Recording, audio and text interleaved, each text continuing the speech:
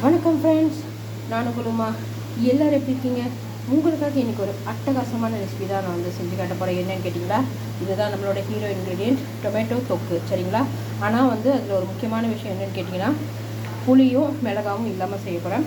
வாங்க எப்படி செய்யுதுன்னு பார்க்கலாம். இதுக்கு தேவையான பொருட்கள் தக்காளி, வெங்காயம், பூண்டு. இது ஒரு 3 பிடி பூண்டு நல்லா பொடிசாக கட் பண்ணி வச்சுருக்கேன். இதுதான் டேஸ்ட் மேக்கர். சரிங்களா? மிளகு, ஜீரகம், வெந்தயம், கடுகு, சோம்பு. இதுதான் இந்த பிக்கல் தக்காளி தொக்கு இருக்கு இல்லையா, இதுக்கு டேஸ்ட் மேக்கர் கொடுக்க போகிறது. ட்ரையாக இது நம்ம பொடி பண்ணலாம். இது மஞ்சள் தூள், இது கொத்தமல்லி. வாங்க எப்படி செய்து பார்க்கலாம். ஃபஸ்ட்டு இது எல்லாத்தையுமே ட்ரையாக வறுத்து பொடி பண்ணிக்கலாம். பாருங்கள் ஃப்ரெண்ட்ஸ், இப்போ இந்த தாளிக்கிற கரண்டியில் நம்ம உங்கள்கிட்ட சொல்லியிருந்தேன் இல்லையா, மிளகு, ஜீரகம், சோம்பு, அதுக்கப்புறம் கடுகு, வெந்தயம், இது எல்லாத்தையுமே ட்ரையாக வறுத்துக்கிறேன். பாருங்கள் ஃப்ரெண்ட்ஸ், இப்போ நம்ம கடாயில் எண்ணெய் வச்சு கடுகு உளுத்த பருப்பு சேர்த்தாச்சு. இப்போ பெருங்காயம் சேர்க்குறேன். 2 ஸ்பூன் குட்டி ஸ்பூனில் பெருங்காயம் சேர்த்துக்கலாம். அது உங்களுக்கு டேஸ்ட் நல்லா என்ஹான்ஸ் பண்ணி கொடுக்கும். பாருங்கள் ஃப்ரெண்ட்ஸ், இப்போ கடுகு நல்லா பொரியுது. இந்த ஸ்டேஜில் எடுத்து கட் பண்ணி வச்சுருக்க பூண்டு ஆட் பண்ணிக்கலாம்.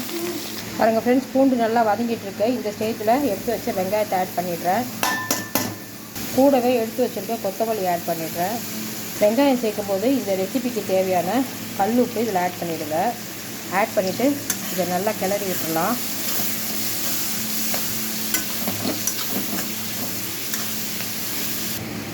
பாருங்கள் ஃப்ரெண்ட்ஸ், இப்போ மஞ்சள் தூள் ஆட் பண்ணியிருக்கேன். இதை நல்லா கலந்து விட்டுருக்கேன்.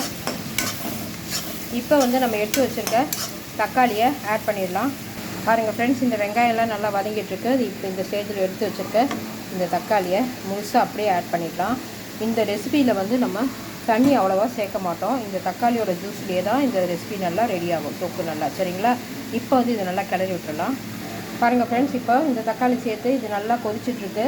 இதுவே இன்னொரு 10 நிமிஷம் நான் இதை க்ளோஸ் பண்ணி வைக்க போகிறேன். 10 நிமிஷத்துக்கு அப்புறம் நல்லா தக்காளி இருக்கிற தண்ணி எல்லாம் சுண்டி தொக்கு பதத்துக்கு வரும். அதுக்குள்ளே நம்ம வறுத்து வச்சுருக்க இந்த மிளகு ஜீரகம் இருக்கு இல்லையா, அதை பவுடர் பண்ணிக்கலாம். பாருங்கள் ஃப்ரெண்ட்ஸ், தக்காளி தொக்கு தயாராகிட்டுருக்கு. இப்போ இந்த பொடி பண்ணி வச்சுருக்கோம் இல்லையா, இந்த வறுத்த பவுடர், அது எல்லாத்தையுமே இதில் சேர்த்து நல்லா கிளறி விட்டுறலாம்.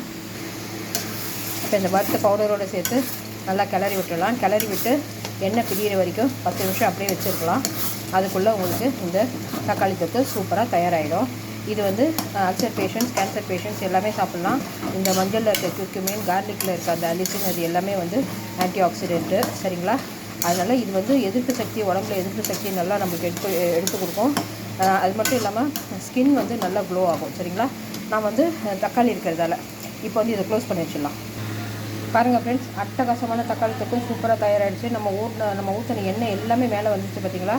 அவ்வளோதான். இது இட்லி, தோசை, பூரி, சப்பாத்தி, சாதத்துக்கு கூட போட்டு பெருசு சாப்பிட்லாம், பொங்கலுக்கு போட்டு சாப்பிட்லாம், இடியாப்பத்துக்கு எல்லாத்துக்குமே சைடிஷ் செம்மையாக இருக்குங்க. நான் இப்போ கிளம்ப வேண்டிய நேரம் வந்துடுச்சு. உங்களுமா சைனிங் ஆஃப். என்னோடய சேனல் சப்ஸ்கிரைப் பண்ணிக்கோங்க. அப்போ தான் நான் கொடுக்குற வீடியோஸ் எல்லாமே உங்களுக்கு நோட்டிஃபிகேஷனில் தெரியும். Tata, bye bye, take care.